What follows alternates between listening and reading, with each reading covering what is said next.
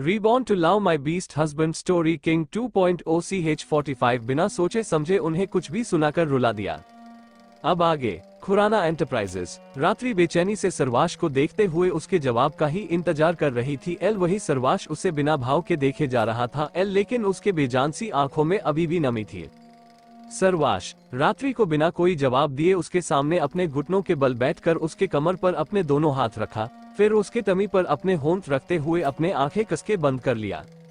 रात्रि की प्रेगनेंसी की खबर सुनकर भले ही वह अपने जगह में जम सा गया था, खामोश खड़ा था, लेकिन इसका मतलब ये बिल्कुल नहीं था कि वह खुश नहीं है, बच्चा नहीं चाहता है। दरअसल सरवाश को इतनी बड़ी खुशी को बयां कैसे करते हैं समझ नहीं आया था। ध्रुव के मुंह से जैसे ही सरवाश ने ये सुना था कि वह अब चाचू बन रहा है, तब उसके दिल किस तरह झूम उठा था वह शब्दों में बता ही नहीं सकता था। सर्वेश उस वक्त बहुत खुश था, लेकिन उससे कुछ भी जाहिर किया नहीं जा रहा था। लेकिन रात्रि उसे पूरी तरह गलत समझ गई थी। वह लड़की उसके साथ कितने दिनों से रह रही थी, उसके रूह रूह में बस गई थी, लेकिन फिर भी वह अपने अक्ष को ही गलत समझ बैठी थी। रात्रि के कही हुई एक एक लफ्ज भी आज सरवाश को इतना तकलीफ दे गए थे कि जिसे सहना तक सरवाश के लिए बहुत ही दर्दनाक लगा था। आज उस बेरहम इंसान का दिल रात्रि के लगाए हुए झूठी इल्जाम पर रो पड़ा था। सरवाश अपने नम पलकों को बंद कर अभी भी रात्रि के टमी पर अपने होंठों को टीका कर बैठा था। तभी रात्रि अपने घुटनों के बल बैठकर सरवाश को देखी। सरवाश उसके तरफ देख भी नहीं रहा था। वही रात्रि अपने हाथ बढ़ाकर सरवाश के गाल पर रखती उससे पहले ही सरवाश उठकर बाहर चला गया। वही रात्रि का चेहरा एकदम से उदास हो गया था। वह उदास भरी आवाज में बोली, अंडस्को मैंने अक्ष को आज ज्यादा ही हट कर दिया, बिना सोचे समझे उन्हें कुछ भी सुनाकर रुला दिया। रात्रि को अब सर्वेश के लिए बुरा लग रहा था। सरवाश के चेहरे के हाव भाव उसे उस वक्त बिल्कुल समझ नहीं आया था। और वह अपने मन में ऐसे ही उटपटांग राय बनाते हुए सरवाश को गलत समझ लिया था। रात्रि थोड़ी देर बाद उठकर उस सीक्रेट रूम से बाहर चली गई। दूसरी तरफ रशिया के एक आलीशान महल में बैठे हुए एक मिडिल एज का आदमी अफसोस भरी नजरों से एक टक कॉफी टेबल पर पड़ी हुई तस्वीरों को देख रहा था।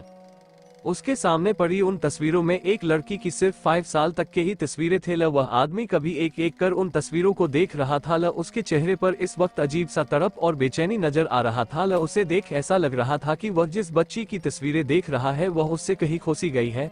उस आलीशान महल में बैठे उस राज बेबस नजर आ रहा था।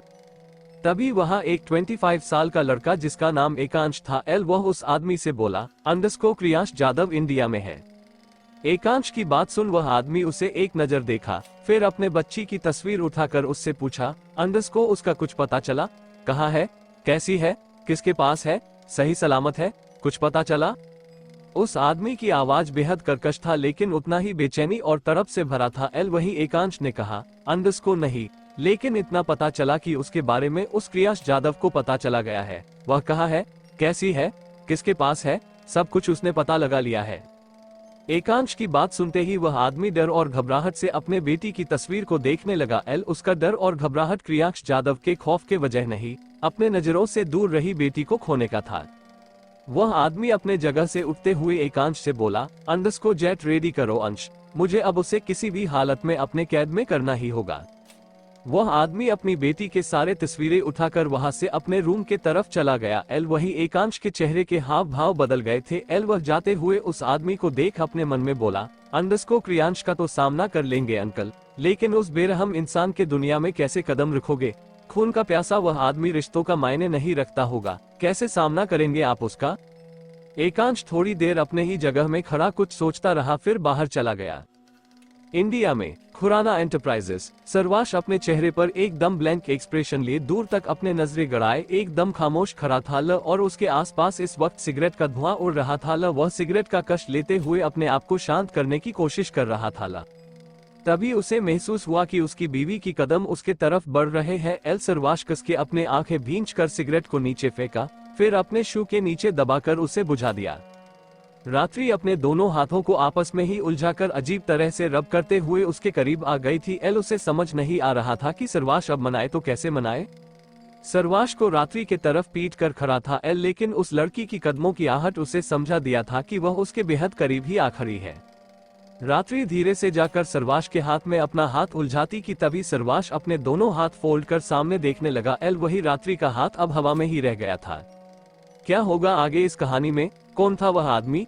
क्या होगा आगे? सर्वाश और क्रियांश का कब आमना सामना होगा? जानने के लिए पढ़ते रहिए reborn to love my beast husband. CH46 शादीशुदा होकर इस तरह की हरकत करने तुम्हें जरा भी शर्म नहीं आई अक्ष? अब आगे खुराना एंटरप्राइजेस। सर्वाश अपने चेहरे पर एकदम ब्लैंक एक्सप्रेशन लिए दूर तक अपने नजरें गड़ाए एकदम खामोश खड़ा था और उसके आसपास इस वक्त सिगरेट का धुआं उड़ रहा था वह इस वक्त सिगरेट का कश लेते हुए अपने आप को शांत करने की कोशिश कर रहा था। तभी उसे महसूस हुआ कि उसकी बीवी की कदम उसके तरफ बढ़ रहे हैं। सर्वाश कस के अपने आंखें भींच कर सिगरेट को नीचे फेंका, फिर अपने शू के नीचे दबाकर उसे बुझा दिया। वही रात्रि अपने दोनों हाथों को आपस में ही उलझाकर अजीब तरह से रब करते हुए उसके करीब आ गई थी। उसे समझ नहीं आ रहा था कि सर्वाश को अब मनाए भी तो कैसे मनाए। वह धीरे से अपने एक हाथ आगे बढ़ाकर सर्वाश के हाथ में उलझाती, तभी सर्वाश अपने दोनों हाथ फोल्ड कर ऐसे खड़ा रहा जैसे उसे पता ही नहीं है कि उसके पीछे उसकी बीवी आ खड़ी है। रात्रि के हाथ अब हवा में ही रह गया था। वह एक नजर अपने खाली हाथ को देखी, फिर थोड़ा झुककर सर्वक्ष के चेहरे को देखी। सर्वक्ष इस वक्त अपने चेहरे पर बिना कोई भाव लिए ही खड़ा था, लेकिन रात्रि को समझ आ गया था कि वह उससे बहुत नाराज हो गया है। भले ही सर्वक्ष रात्रि के तरफ देख तक नहीं रहा था, लेकिन उस बेरहम इंसान का पूरा ध्यान रात्रि पर ही था। वह बिना रात्रि के नजरों में आए ही रात्रि को नोटिस कर रहा था। तभी रात्रि धीमी आवाज में उससे बोली, अंडस्को अक्ष में वह। रात्रि ने इतना ही कहा था कि तभी सर्वक्ष मुड़कर अपने चेयर के पास जाते हुए बेहद कोल्ड वॉइस में कहा, अंडस्को कम इन।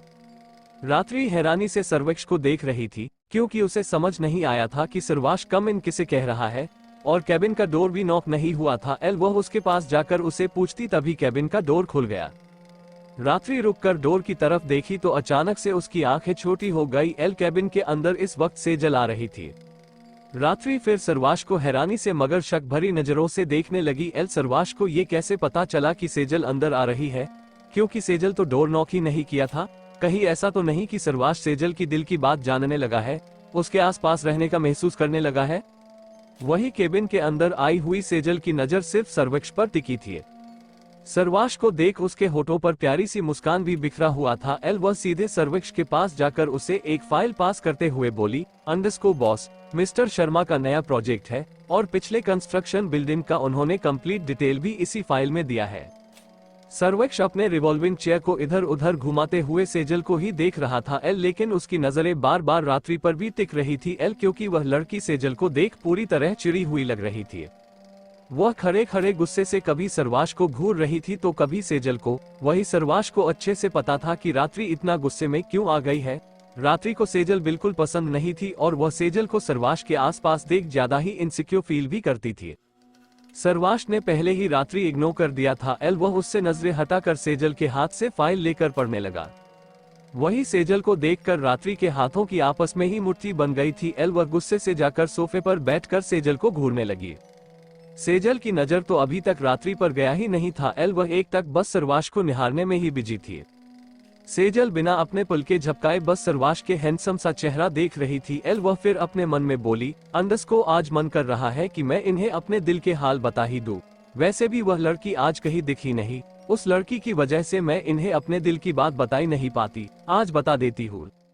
सेजल रात्रि के बारे में ही सोचते हुए ये सब अपने मन में कह रही थी, क्योंकि वह रात्रि को सर्वाश के आसपास कई बार देखी थी और उसने ये भी नोटिस किया था कि सर्वाश रात्रि का केयर भी करता है। और आजकल ऑफिस में रूमर भी था कि सर्वाश और रात्रि के बीच कुछ तो रिश्ता है ही। इसीलिए सेजल को लग रहा था कि उसे अब और देर नहीं करना चाहिए। सेजल अपने आंखें कसके बंद कर गहरी सांस लेते हुए पहले खुद को शांत की, फिर हिम्मत जुटाते हुए सर्वक्ष को देख धीमी मगर लड़खड़ाती आवाज में बोली, अंडस्को बॉस। सर्वाश बिना उसके तरफ देखे ही बस इतना गुनगुनाया। सेजल पूरी तरह नर्वस हो गई थी। वह आपस में ही अपने हाथ रब करते हुए अपने मन में बोली, अंडस्को अगर मेरा कन्फेशन सुन बॉस गुस्सा तो नहीं होंगे। सेजल बिना कुछ कहे बस डरते हुए सर्वाश को देखने लगी। सेजल को कुछ ना बोलता देख सर्वाश अपना सर ऊपर कर सेजल को देखा। सेजल पूरी तरह नर्वस लग रही थी। उसके चेहरे पर इस वक्त घबराहट से भरी मुस्कान कुछ पल ठहरता तो कभी गायब हो जाता। वह अजीब तरह के हरकत करते हुए अपने घबराहट को कम करने बार बार अपने हाथों को आपस में ही उलझाकर रब भी कर रही थी। सर्वाश को उसकी हरकत बिल्कुल समझ नहीं आया था। वह उससे पूछा, अंडस्को व्हाट हैपेंड सेजल। रात्रि भी सेजल को ही नोटिस कर रही थी। वही सर्वाश की सवाल सुन थोड़ी देर चुप रही, फिर वह धीरे से बोली, अंडस्को आई लव यू। सर्वेक्ष ने जैसे ही सेजल के मुंह से ये 3 शब्द सुना, उसके हाथ से फाइल और पेन दोनों ही छूटते छूटते रह गए। वह अपने थूक निगलते हुए रात्रि को टेढ़ी नजरों से देखने लगा।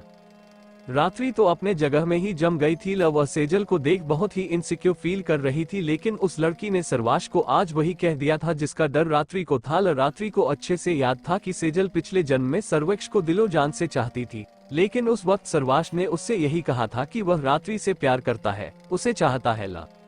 सेजल को इस तरह अपने प्यार का इजहार करता देख रात्रि का खून खौल रहा था। पिछले जन्म में जब सेजल सर्वाश से अपने प्यार का इजहार किया था, तब भी रात्रि ऐसे ही सर्वाश और सेजल के पास ही खड़ी थी। लेकिन उस वक्त उसे ना सेजल का इजहार से फर्क पड़ा था और ना ही सर्वाश की बातों से, क्योंकि तब वह सर्वाश को चाहना तो दूर, उससे बेनतहा नफरत करते हुए जहरीली बातें सुनाती थी। लेकिन इस जन्म में ऐसा कुछ नहीं था। रात्रि वह अपने गलती को सुधार रही थी और वह सर्वाश को दिलो जान से चाहते हुए उससे प्यार करती थी। वह अपनी जान दे सकती थी, लेकिन उसको किसी और के होते हुए देख नहीं सकती थी। वही सेजल एक तक सर्वाश को देखते हुए उसके जवाब का इंतजार कर रही थी। वही सर्वाश का ध्यान पूरी तरह सिर्फ रात्रि पर था। वह जल्दी से सेजल को कुछ कहने को हुआ। सेजल तुम। सेजल सर्वाश के मुंह से ना नहीं सुनना चाहती थी। वह जल्दी से उसकी बात को बीच में ही रोकते हुए बोली, बॉस, आप जितना टाइम चाहे उतना ले सकते हैं, लेकिन प्लीज मेरे इस प्रपोजल को रिजेक्ट मत करिएगा। मैं आपको दिलो जान से चाहती हूँ। मैं आपको बात नहीं सकती कि मैं आपसे कितना प्यार करती हूँ।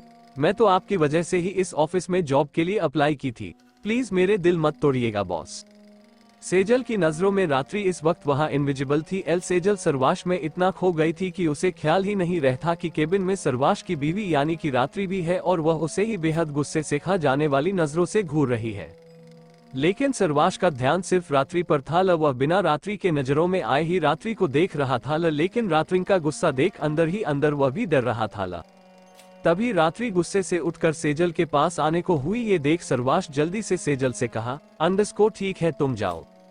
रात्रि ने जैसे ही सर्वाश का जवाब सुना, उसकी कदम अपने आप ही रुक गए। वही सेजल का दिल किसी पागलों की तरह धड़कने लगा था। वह तो डर रही थी कि कहीं सर्वाश उसका प्यार को ठुकरा न दे, लेकिन उसने उसकी बात मानकर उसे ग्रीन सिग्नल दे दिया था। सेजल जल्दी से वहां से भाग गई क्योंकि उससे एक्साइटमेंट में वहां रुका नहीं जा रहा था। वह शर्म से पानी पानी हो रही थी। वहीं रात्रि हैरानी से सर्वेक्ष को देख रही थी। सर्वेक्ष ने उस सेजल से अभी अभी कहा क्या था। गुस्से से रात्रि के दांत बीच गए। वह सर्वाश के पास जाते हुए पूछी, आपने अभी अभी उस लड़की से क्या जवाब दिया? ठीक है, ये जवाब दिया आपने उसे? सर्वाश अपने नजरें इधर उधर दौड़ाते हुए अपना आईब्रो कुजाने लगा। रात्रि का गुस्सा देख सर्वेक्ष ने हड़बड़ी में सेजल को जवाब क्या दिया, उसे पता ही नहीं चला था। वहीं रात्रि गुस्से से अभी भी सर्वेक्ष को खा जाने वाली नजरों से घूर रही थी। सर्वाश की हिम्मत कैसे हुई उस लड़की को हाँ कहने की। वह अपने दोनों हाथों को गुस्से से ग्लास टेबल पर पटकते हुए बोली, आपकी हिम्मत भी कैसे हुई उसे हाँ कहने की? आप मेरे पति होकर, मेरे पेट में पल रहे बच्चे के बाप होकर किसी और की प्रपोजल को एक्सेप्ट कर लिया क्या? तभी रात्रि और सर्वेक्ष को ध्रुव और रवीश दोनों की ही हैरान भरी आवाज सुनाई दिया। सर्वाश के आंखें कसके भींच गए तो वही रात्रि मुड़कर डोर के तरफ देख रही थी, जहां ध्रुव और रवीश दोनों ही शोक में खड़े थे। वह दोनों हैरानी से कभी सर्वेक्ष को देख रहे थे तो कभी रात्रि को। उन्हें यकीन नहीं हो रहा था कि वह अभी अभी रात्रि के मुंह से क्या सुन लिया है। वही सर्वाश लाचारी में अपना माथा रब कर रहा था। उसे ऐसे लग रहा था कि उसने सेजल को जवाब देकर बहुत बड़ी गलती कर दिया है। उसने बेवजह अपने ऊपर मुसीबत मोल लिया था। तभी रविश अंदर आते हुए रात्रि से पूछा, भाभी, आप ये क्या कह रही है? रात्रि का चेहरा रोनी जैसा हो गया। वह रोते हुए उन दोनों के पास जाकर थोड़ी देर पहले सेजल और सर्वेक्ष के बीच जो कुछ भी बातें हुई थी, वह सब उन दोनों को बता दिया। रात्रि की बातों पर ध्रुव और रवीश को अभी भी विश्वास नहीं हो रहा था, क्योंकि वह अच्छे से जानते थे कि सर्वाश रात्रि से कितना प्यार करता है। लेकिन उन दोनों ने अभी अभी केबिन से बाहर निकलती सेजल को भी देख लिया था। वह ब्लश करते हुए भागते हुए आकर उन दोनों से ही टकरा गई थी। जब वह उसे कुछ कहने को हुए कि तभी वह शर्माते हुए भाग गई थी। रवीश और ध्रुव दोनों ही हैरानी से एक दूसरे को देख फिर सर्वाश को देखने लगे। रात्रि गुस्से से सर्वाश को घूर रही थी, जो अभी भी उसे सफाई में कुछ नहीं कह रहा था। रात्रि बोली, रवीश भाई, ध्रुव भाई, इन्होंने आज उस सेजल के प्यार को एक्सेप्ट कर मुझे और मेरे बच्चे को धोखा दे दिया। सर्वाश की दांत भींच गए। वह रात्रि को धोखा क्यों देता? वह तो उससे ही प्यार करता है और यह बात ये लड़की जानते हुए भी उसका खून पी रही थी। सर्वाश रात्रि से कुछ कहने को हुआ कि तभी ध्रुव उसके पास आकर पूछा, अक्ष, भाभी जो कुछ भी कह रही है वह सच है? सर्वाश अपने जगह से उठते हुए कहा, नहीं ध्रुव, वो नहीं। क्या नहीं सर्वाश, आपने अभी अभी मेरे सामने ही उस लड़की से हाँ कहा था। सर्वेक्ष की बात को बीच में ही काटते हुए रात्रि ने गुस्से से चिल्लाया। तो सर्वाश ने हड़बड़ाते हुए कहा, हाँ कहा था लेकिन। गुस्से से रात्रि के हाथों की मुट्ठी भींच गए थे। वह ध्रुव से बोली, देखा भाई, ये कितने धोखेबाज और झूठे हो गए हैं। सर्वाश चिढ़ते हुए अपने आंखें बंद कर एक गहरी सांस लेने को हुआ कि तभी उसके कान में एक उम्रदराज आदमी की गुस्सैल और कर्कश आवाज सुनाई दिया, शादीशुदा होकर इस तरह की हरकत करने तुम्हें जरा भी शर्म नहीं आई अक्ष? सर्वाश छत से अपने आंखें खोलकर सामने देखा। सामने भावेश रुक्मणी के साथ खड़ा था। वह दोनों इस वक्त सर्वाश बेहद गुस्से से ऐसे घूर रहे थे जैसे उसने बहुत बड़ा गुनाह किया हो। वही भावेश और रुक्मणी को देख रात्रि को रोना आ गया था। वह रोते हुए जाकर उन दोनों के गले लग गई। वही सर्वाश की हाथों की मुट्ठी भींच गई थी। ये लड़की थोड़ी देर पहले उसे गलत समझकर बच्चे के लिए इतना लड़ गई थी और अब फिर से गलत समझ गई। क्या होगा आगे इस कहानी में? सर्वाश कैसे रात्रि के शक को दूर करेगा? रात्रि के जिंदगी में आगे क्या क्या होने वाला है, जानने के लिए पढ़ते रहिए reborn to love my beast husband CH47 Rijul Thakur. तुम्हें जरूरत क्या थी अक्ष, उस चुई मुई लड़की को हाँ कहने की? अब आगे खुराना एंटरप्राइजेस। रात्रि इस वक्त भावेश और रुक्मणी के गले लगकर बिना रुके बस रोए ही जा रही थी। उसका रोना हर पल तेज होते जा रहा था। वही भावेश और रुक्मणी दोनों ही बुरी तरह सामने खड़े सर्वेक्ष को घूर कर देख रहे थे। वह दोनों रात्रि की प्रेगनेंसी की खबर सुनकर भागते भागते सीधे ऑफिस ही आ गए थे। लेकिन ऑफिस में आते ही रात्रि के मुंह से अक्ष के कारनामे सुन उनका खून खौलने लगा था। उनका पोता अपनी प्रेग्नेंट बीवी का ये किस तरह का ख्याल रख रहा है, उन्हें सर्वाश पर बहुत गुस्सा आ रहा था। वहीं रात्रि को रोता देख सर्वाश की हाथों की मुट्ठी भींच गई थी। ये लड़की कभी उसे रुलाती तो कभी खुद रोने लगती। सर्वेक्ष को उसका रोना देखा नहीं जा रहा था। वह उसके करीब जाने को हुआ कि तभी रविश और ध्रुव दोनों ही एक साथ सर्वाश के सामने आकर उसे गुस्से से घूरने लगे। वही सर्वाश का एक आईब्रो रेंज हुआ। वह उन्हें कुछ कहता तभी रविश ने कहा, तुम्हें जरूरत क्या थी अक्ष, उस चुई मुई लड़की को हाँ कहने की? रविश का सवाल सुन सर्वाश रात्रि को देखा। रात्रि रुक्मणी के सीने में सर रखकर रोए जा रही थी, लेकिन वह सर्वाश को देखते हुए ही रो रही थी। सर्वाश बोला, बीवी तुम। सर्वाश ने इतना ही कहा था कि तभी ध्रुव ने उसकी बात को काटते हुए गुस्से से कहा, अक्ष, हमें नहीं लगा था कि तुम इस तरह के गलत कदम उठाओगे। आज तक हम दोनों ने हर वक्त तुम्हारे हर काम में साथ दिया है, लेकिन इस मामले में हम सिर्फ भाभी के साइड में हैं। सर्वाश को खड़े खड़े ये लोग सिर्फ अपने अपने बातें सुना रहे थे, लेकिन उसे कुछ बोलने का मौका नहीं दे रहे थे। वही सर्वाश का जबड़ा कस गया था। वह गुस्से से उन सब पर चिल्लाने को हुआ कि तभी वह पांचों, भावेश, रुक्मणी, रात्रि, रविश और ध्रुव कैबिन से बाहर ऐसे चले गए जैसे सर्वाश अब उनके लिए एक्सिस्ट ही नहीं करता हो, उसकी बातें मायने ही ना रखता हो। सर्वेक्ष गुस्से से अपने बालों को पीछे धकेलते हुए चिल्लाया, इनमें से किसी को भी मेरा सुनना ही नहीं है। ठीक है, मैं भी सफाई में किसी को कुछ नहीं कहूंगा। बोलते हुए सर्वाश ने गुस्से से वही रखे चेयर को लात मारा, फिर जाकर सोफे पर बैठ गया। उसकी बीवी ने आज उसे कम तंग नहीं किया था। वह बाप बनने का खुशी उसके साथ मनाना चाह रहा था, लेकिन रात्रि उस पर झूठी इल्जाम लगाकर उसके मूड का मां बहन एक कर दिया था। वह मामला निपटते ही सर्वाश थोड़ी देर शांत होता, तभी वहां सेजल आ टपकी। फिर उसकी महाराबानी से इतना सारा ड्रामा हो गया। सर्वाश का आज सच में पूरा दिन ही खराब निकला था। सर्वाश अपना सर सोफे पर टिकाकर अपने आंखें बंद करा। फिर खुद को शांत करने लगा, लेकिन ये कहाँ मुमकिन था। सुकून तो उसे सिर्फ अपनी नक्शत बीवी की बाहों में ही मिलने वाला था। सर्वाश को पता था वह अभी भी रो रही होगी, तो ऐसे में उसे शांति कहाँ से मिलने वाली थी। वह उठकर घर के लिए निकल पड़ा। क्रियांश का मैंशन बनाए हुए एक आलीशान बार में बैठे हुए क्रियांश ड्रिंक का सीप लेते हुए किसी गहरी सोच में डूबा हुआ था। क्रियांश इस वक्त रात्रि के बारे में ही सोच रहा था। उसका रशिया से इंडिया आए हुए अब तक 1 मंथ बीत चुका था, लेकिन रात्रि तक पहुंचने का उसका हर एक मुमकिन कोशिश नाकामयाब रहा था, क्योंकि सर्वेक्ष ने हर तरफ रात्रि को प्रोटेक्ट कर रखा था। रात्रि के पास वही पहुंचता था जिसका तय सिर्फ रात्रि की गैंगस्टर पति करता था। क्रियांश जाधव, रशियन का माफिया किंग और बिजनेस वर्ल्ड में अपना ही पहचान बनाए हुए यह आदमी ज्यादा ही पावरफुल था, लेकिन इतना पावरफुल होते हुए भी उस इंसान को रात्रि के करीब पहुंचना मुश्किल सा लग रहा था। यहाँ तक कि उसने रावी और युवान का सहारा भी ले लिया था, लेकिन उन दोनों से उसे कोई अच्छी खबर नहीं मिल रही थी। क्रियांश अपने ही सोच में गुम था, या यूं कहे कि रात्रि को पाने की ख्यालों में गुम। उस आदमी के पास उसका असिस्टेंट उदय आकर उसके तरफ एक इनविटेशन कार्ड बढ़ाते हुए बोला, अंडरस्को बॉस, रिजुल ठाकुर के नाम से अभी अभी एक पार्टी का इनविटेशन कार्ड मिला है। क्रियांश ने एक नजर कार्ड को देखा, फिर ड्रिंक ग्लास को वही टेबल पर पटक के उठ के वही रखे हुए सोफे पर अपना सर टिका कर बैठ गया। क्रियांश को देखकर ऐसा लग रहा था कि उसे अभी रिजुल ठाकुर और उसके भेजे हुए पार्टी के इनविटेशन कार्ड के बारे में जानने का कोई दिलचस्पी ना हो। वह बोरियत से उदय की बात सुन जाकर सोफे पर बैठ गया था। उसके दिल और दिमाग सिर्फ रात्रि के बारे में सोच रहा था और रात्रि को ही चाह रहा था। वही खड़े उदय एकटक क्रियांश को देख रहा था। भले ही रिजुल का कोई भी खबर सुनने में इस वक्त क्रियांश इंटरेस्टेड नहीं लग रहा था, लेकिन रिजुल ठाकुर से जुड़ी हर एक इंफॉर्मेशन क्रियांश तक पहुंचाना उदय का फर्ज था। वह पार्टी के कार्ड को देखते हुए क्रियांश से बोला, अंडरस्को रिजुल ठाकुर इंडिया आते ही। उदय ने इतना ही कहा था कि तभी क्रियांश हैरानी से उदय को देखते हुए पूछा, अंडरस्को इंडिया आते ही मतलब क्या है तुम्हारा? वह इंसान तो रशिया में है ना?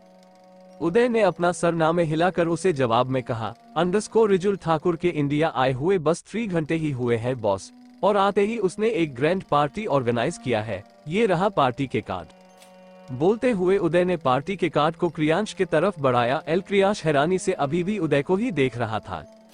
उदय के मुंह से रिजुल ठाकुर का इंडिया आने की खबर सुन वह नाखुश भी लग रहा था और हैरान भी था। वह फिर पार्टी के कार्ड को देखने लगा। पार्टी का कार्ड देख ऐसा लग रहा था कि यह पार्टी सिर्फ मामूली सा बिजनेस पार्टी है, लेकिन यहाँ अंडरवर्ल्ड के सारे लोग शामिल होने वाले थे। क्रियांश ने फिर उदय से पूछा, अंडरस्को कौन कौन इस पार्टी को अटेंड करने वाला है? उदय ने कहा, अंडरस्को बॉस, अंडरवर्ल्ड में शामिल हर एक इंसान के पास इस पार्टी का कार्ड पहुंचा है। क्रियांश तभी कुछ सोचते हुए बोला, अंडरस्को मतलब सर्वेश खुराना के पास भी यह कार्ड पहुंचा होगा। पता करो सर्वाश खुराना इस पार्टी को अटेंड करने वाला भी है या नहीं? जी बॉस। बोलते हुए उदय वहां से चला गया। वहीं क्रियांश अब रिजुल ठाकुर के बारे में सोचने लगा। रिजुल ठाकुर कोई मामूली सा गुंडा नहीं था। वह हमेशा उसका टक्कर देने वाला था। क्रियांश का इंडिया आने का एक वजह रिजुल ठाकुर से भी जुड़ा था। खुराना मेंशन। रवीश और ध्रुव अपने चेहरे पर उदास एक्सप्रेशन लिए बस एकटक रात्रि को देख रहे थे। वहीं रात्रि अपने मुंह में भरा हुआ खाना बेमन से चबाते हुए नम आंखों से बस रुक्मणी को देख रही थी। लेकिन उसकी नजर बार बार मेन डोर की तरफ भी जा रही थी। क्योंकि सर्वेश अभी तक घर नहीं आया था और सर्वाश को घर ना आया देख रात्रि को ऐसा लग रहा था कि उसका पति जरूर उस सेजल से मिलने गया है। वही रुक्मणी रात्रि के आंसू पोंछते हुए उसे बस जबरदस्ती खाना खिला रही थी। रात्रि प्रेग्नेंट थी, तो ऐसे में उसका भूखा पेट रहना ना उसके लिए ठीक था और ना ही उसके पेट में पल रहे बच्चे के लिए। रात्रि बोली, अंडरस्को देखा दादू दादी, वह अभी तक घर नहीं आए। भावेश रात्रि के बगल में ही बैठे थे। वह रात्रि के बात सुन उसके सर पर हाथ फेरते हुए कहा, अंडरस्को वह आ जाएगा बच्चा, तुम अभी रोना बंद करो। रात्रि की आंखों से आंसू बहते ही जा रहे थे। उसकी आंखों से गिर रही इतने सारे मोटे मोटे आंसू देख वही खड़े रवीश और ध्रुव को ऐसा लग रहा था कि कहीं रात्रि की आंखों में म्युनिसिपालिटी वालों ने नल तो नहीं फिट कर दिया। रात्रि 1 दिन में जितने आंसू बहा रही थी उतना वह दोनों मिलकर पूरी जिंदगी में नहीं बहा सकते थे। वही भावेश की बात सुन रात्रि रुंधली सी आवाज में बोली, अंडरस्को दादू, मुझे लगता है अक्ष इस वक्त जरूर उस सेजल पेजल से मिलने गए हैं। तभी रुक्मणी गुस्से से बोली, अंडरस्को बीवी बच्चे को छोड़कर वह ऐसे कैसे जा सकता है? भावेश, आप पता करो कि वह नालायक इस वक्त कहाँ है और वह अभी तक घर क्यों नहीं आया है। भावेश अपना सर हिलाकर अपने जेब से फोन निकालकर अक्ष के बॉडीगार्ड के हेड का नंबर डायल करने को हुआ कि तभी उसके बगल में रवीश आकर बैठते हुए बेहद धीमी आवाज में कहा, अंडरस्को आ गया है। भावेश रुककर रवीश को देख अपने कड़क आवाज में बोला, अंडरस्को क्या बोल रहे हो तुम? तुम्हें दिख नहीं रहा है रात्रि बच्चा उस नालायक के लिए कितना रो रही है? मुझे कॉल करने दो। भावेश गुस्से से रवीश से ऐसे बात कर गए जैसे उन्हें रवीश की बात सुनाई ही नहीं दिया हो। उन्हें सच में रवीश की बात सुनाई नहीं दिया था और ऊपर से जानने की कोशिश भी नहीं की थी उसने कहा क्या। रवीश का मुंह बन गया था। वह अपने माता पीटते हुए बढ़ाते हुए बोला, अंडरस्को यह आदमी तो बहरा है, मुझे ये याद कैसे नहीं रहा। रवीश ने इतना ही कहा था कि तभी भावेश गुस्से में उसका कॉलर पकड़ अपने कड़क आवाज में मगर लोकल लैंग्वेज में कहा, अंडरस्को तुमने अभी अभी क्या कहा बे? बहरा? कौन बहरा? रवीश की दांत भींच गए। वह गुस्से से उनका कालर छुड़वा कर पूछा, अंडरस्को ये तो बड़ा जल्दी सुन गया आपको। भावेश और रवीश एक दूसरे को बुरी तरह घूरने लगे। वही रात्रि और रुक्मणी एक टक उन दोनों को ही देखने लगे थे। तभी वहां ध्रुव हल्के हल्के खांसते हुए सबका ध्यान अपने तरफ खींचते हुए इशारों में उन्हें डोर के तरफ देखने का इशारा किया। सर्वाश वही खड़ा था और उसकी नजर सिर्फ रात्रि पर था। रात्रि रो तो रही थी, लेकिन रुक्मणी को उसे खाना खिलाता देख सर्वाश को अंदर ही अंदर चैन मिल रहा था कि यह लड़की कम से कम ठीक से खाना तो खा रही है। सर्वाश किसी को बिना कुछ कहे सीधे अपने रूम के तरफ चला गया। रात्रि की आंखों से आंसू लुढ़क कर बहते ही जा रहे थे। तभी रुक्मणी धीमी आवाज में बोली, अंडस को देखा, आ गया ना, अब रोना बंद करो बच्चा। बोलते हुए रुक्मणी ने उसे पानी पिलाया। थोड़ी देर बाद रात्रि रूम में गई। सर्वाश इस वक्त अपने लैपटॉप में काम करते हुए सोफे पर बैठा था। रात्रि को रूम में आता देख उसने उसे एक नजर देखा, फिर अपने काम में बिजी हो गया। वही रात्रि की नजर सर्वाश पर ही टिकी थी। वह थोड़ी देर बिना कुछ कहे उसे देखते हुए अपने जगह में ही खड़ी रही। वही सर्वाश चुपचाप अपने काम करते बैठा था। उसे रात्रि की नजरें अपने चेहरे पर महसूस तो हो रहे थे, लेकिन वह ना अपना सर ऊपर कर उसके तरफ देखा और ना ही उसे कुछ कहा।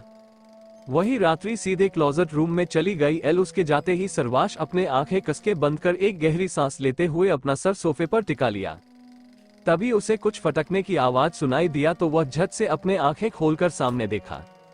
सामान्य रात्रि इस वक्त एक बड़ा सा खाली लगेज बैग लाकर बेड पर फटक के क्लोजेट रूम में जा रही थी। ये सर्वाश की आंखें छोटी हो गई। वह उठते हुए अपने मन में बोला, अंडस को ये लड़की कर क्या रही है।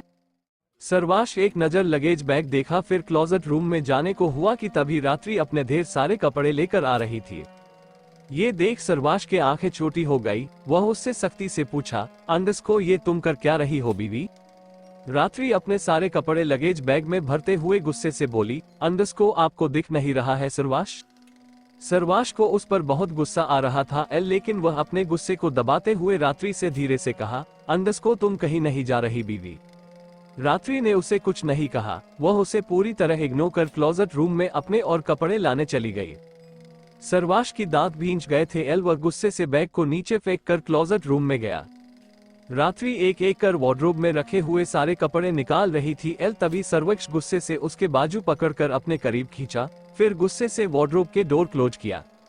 रात्रि गुस्से से सर्वाश के हाथ से अपना बाजू छुड़वाने की कोशिश कर रही थी। तभी सर्वाश उसे दीवार को सटाकर उसके इर्द गिर्द हाथ रखकर उसे गुस्से से घूरने लगा। रात्रि भी उसे बेहद गुस्से से देख रही थी। सर्वाश बोला, अंडस को क्या कर रही थी तुम। रात्रि अपने बात चबाते हुए बोली, अंडस को मैं दादू दादी के साथ उनके घर जा रही हूँ। अगर उन्होंने मुझे अपने साथ रखने से मना किया तो मैं सीधे हॉस्टल चली जाऊंगी, लेकिन अब आपके साथ नहीं रहूंगी। है रात्रि ने अपनी बात पूरा ही किया था कि सर्वाश ने गुस्से से अपने हाथ को गुस्से से दीवार को दे मारा। रात्रि ने डर से अपने आंखें भींच ली थी। वही सर्वाश गुस्से से रात्रि को ही देख रहा था। वह चिल्लाते हुए कहा, अंडस को ठीक है, जहां जाना है जाओ। रात्रि अपने आंखें खोलकर सर्वाश को देखने लगी, जो गुस्से से तेज तेज सांस लेते हुए उसे घूर रहा था। रात्रि ने हकलाते हुए पूछा, अंडस को क्या कहा आपने। रात्रि की आंखों से आंसू बहने लगे थे। तभी सर्वाश ने गुस्से से कहा, अंडस को तुम्हें कम सुनाई देता है। रात्रि की गुस्से से दांत भींच गए। वह गुस्से से उसका काला पकड़कर चिल्लाते हुए बोली, अंडस को आपकी हिम्मत भी कैसे हुई मुझे यहाँ से जाने को कहने की। सर्वाश उसे हैरानी से देखने लगा। वही रात्रि उसे बेहद गुस्से से घूर रही थी। वह चिल्लाते हुए बोली, अंडस को ये घर मेरा है, ये कमरा मेरा है, यहाँ तक कि आप भी मेरे ही हैं, तो आपकी हिम्मत कैसे हुई मुझे ऐसे जाने को कहने की। सर्वाश अपने आंखें बंद कर उसके गले से लगाने को हुआ कि तभी रात्रि ने गुस्से से उसे खुद से दूर धकेल दिया। क्या होगा आगे इस कहानी में, रिजुल ठाकुर कौन है, कौन से मोड़ में आएगा, कहानी जानने के लिए पढ़ते रहिए reborn to love my beast husband. CH48 मैं आपसे प्यार नहीं करती, आप पर भरोसा नहीं करती और आपको अच्छे से समझती नहीं, राइट। अब आगे खुराना मेंशन, सर्वाश का रूम, ये घर मेरा है, ये कमरा मेरा है, यहाँ तक कि आप भी मेरे ही हैं, तो आपकी हिम्मत कैसे हुई अक्ष मुझे ऐसे घर से बाहर जाने कहने की। रात्रि की यह बात सुन सर्वाक्ष अपने आंखें कसके बंद करा, फिर रात्रि के दोनों हाथों को अपने मुट्ठी में भरा, जो इस वक्त अपने ही शर्ट में कसके बंद हो गए थे। रात्रि बेहद गुस्से से सर्वाक्ष को देख रही थी। तभी सर्वाक्ष उसे अपने गले से लगाने को हुआ, लेकिन रात्रि का गुस्सा अभी तक कम कहाँ हुआ था। वह गुस्से से ही उसे खुद से दूर धकेलकर अपने सारे कपड़े लेकर रूम से बाहर चली गई। ये देख अब सर्वाक्ष के दांत बीच गए, उसकी बीवी आखिर इतनी जिद्दी कब बन गई। जब वह पहली बार रात्रि को देखा था तब तो वह बेहद मासूम थी, लेकिन उसके साथ रहते रहते उसकी बिल्ली अब उस पर ही झपट्टा मारने को हुआ था। वह मासूम से अब जंगली बन गई थी, या यूं कहे कि सर्वाक्ष का लाड़ प्यार ही उसे अब पूरी तरह जिद्दी बना डाला था। सर्वाक्ष मुड़कर रात्रि के पीछे जाने को हुआ कि तभी उसका फोन बज उठा। वह एक सेकंड रुककर अपना फोन चेक करा। कॉल इस वक्त उसके असिस्टेंट का था। यह देख सर्वाक्ष उसके कॉल को इग्नोर कर रात्रि के पीछे ही जाने को सोचा, लेकिन उसके कदम आगे ही नहीं बढ़े। उसका मन कह रहा था कि उसे अपने असिस्टेंट का कॉल उठा लेना चाहिए, क्योंकि सर्वाक्ष को अच्छे से पता था कि उसके असिस्टेंट का कॉल उसे तभी आता है जब ज्यादा जरूरी काम हो। बाकी टाइम तो वह राघव से ही डिस्कस कर लेता था। वार्डरोब में रखे हुए अपने सारे कपड़े लिए बाहर रूम में आई रात्रि की नजर बार बार क्लोजेट रूम के तरफ जा रहा था। डोर के तरफ देखते हुए ही वह लड़की सारे कपड़े बैग में भर रही थी। उसे लगा था कि सर्वाक्ष उसे मनाने उसके पीछे पीछे ही आएगा, लेकिन सर्वाक्ष क्लोजेस्ट रूम से अभी तक बाहर आया ही नहीं था। वही रात्रि को इस वक्त सर्वाक्ष पर बहुत गुस्सा आ रहा था, लेकिन उतना ही उसे रोना भी आ रहा था। उस सेजल की वजह से आज उसका दिमाग ही पूरी तरह खराब हो चुका था, और गुस्से में आकर वह क्या क्या कर रही है, सर्वाक्ष को कितना तंग कर रही है, उसे समझ भी नहीं आ रहा था। रात्रि एक एक कर अपने सारे कपड़े लगेज में क्लोज रूम के तरफ देखते हुए ही भर गई, लेकिन सर्वाक्ष अभी भी बाहर नहीं आ रहा था। वही रात्रि को अजीब सी बेचैनी महसूस हो रही थी। सर्वाक्ष का इतना इग्नोरेंस बर्दाश्त करने का हिम्मत उस लड़की के पास थी कहाँ। वह और कपड़े लाने के बहाने वापस क्लोजेट रूम में चली गई। वही क्लोजेट रूम में खड़े सर्वाक्ष अभी भी अपने असिस्टेंट से बात कर रहा था। उधर से वह असिस्टेंट उसे कुछ बता रहा था, जिसे सुनते हुए सर्वाक्ष के चेहरे के एक्सप्रेशंस बेहद दर्द हो रहे थे और वह काफी सीरियस भी लग रहा था। वहीं रात्रि अंदर जाकर अपने वार्डरोब में बचे हुए और कपड़े निकालने लगी थी, लेकिन कपड़े निकालना तो सिर्फ रात्रि का एक बहाना था।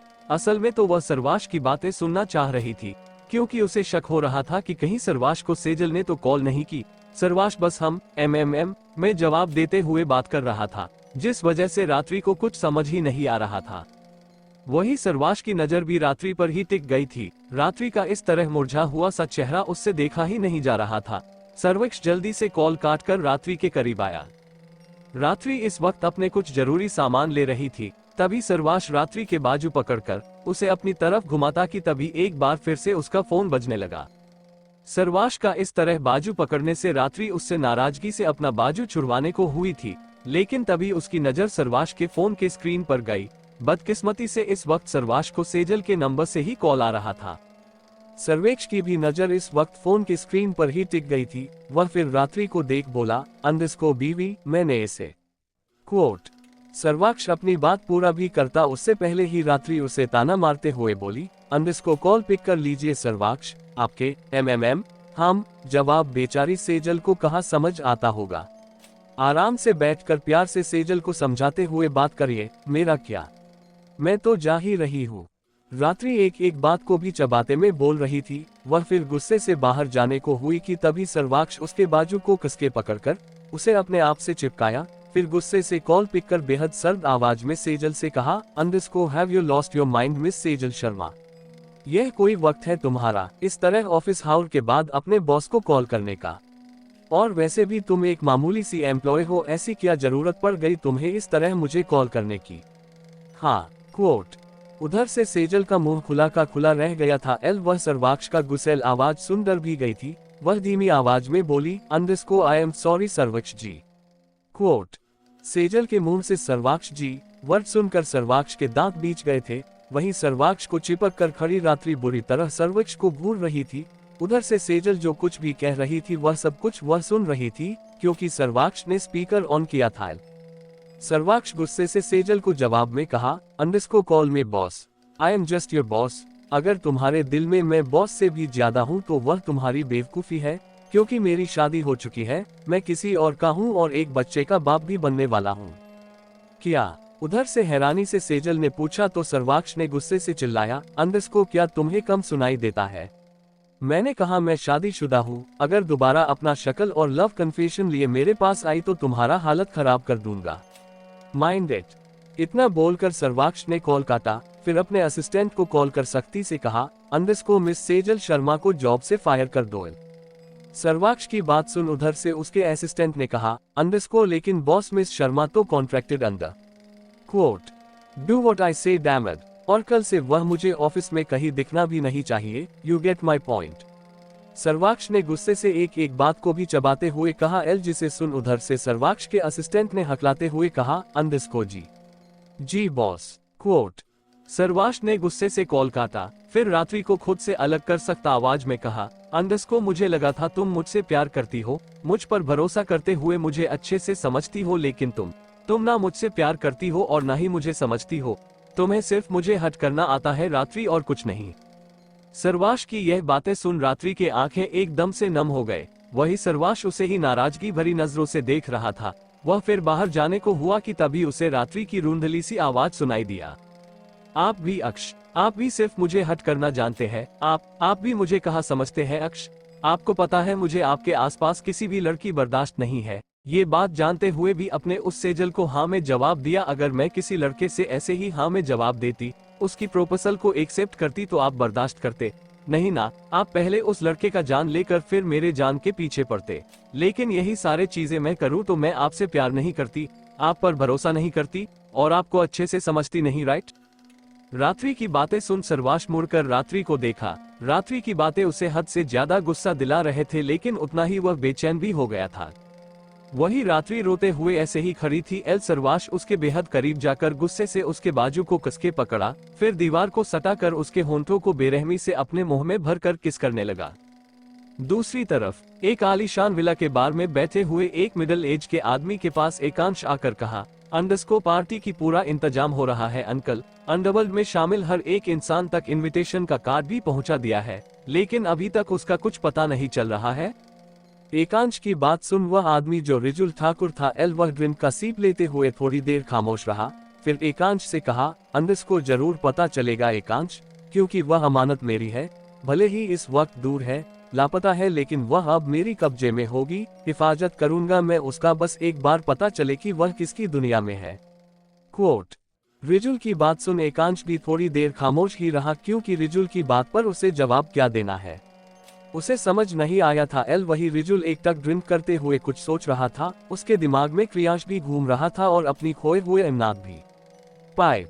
दूसरी तरफ ड्रेसिंग टेबल के सामने खड़ी रावी इस वक्त पार्टी वियर ड्रेस ट्राई कर रही थी। एल तभी उसे पीछे से ही युवान अपने बाहों में भरते हुए उसके गाल पर किस करा, फिर उसके कंधे से ड्रेस को नीचे सरकाकर उसके कालेबोन पर चूमने लगा। वही रावी की आंखें कसके बंद हो गए थे। एल वह अपने कमर में लपेटे हुए युवान के हाथ में अपने पकड़ कसते हुए आहें भरने लगी। अंडरस्को एमएमएम युवान एमएमएम।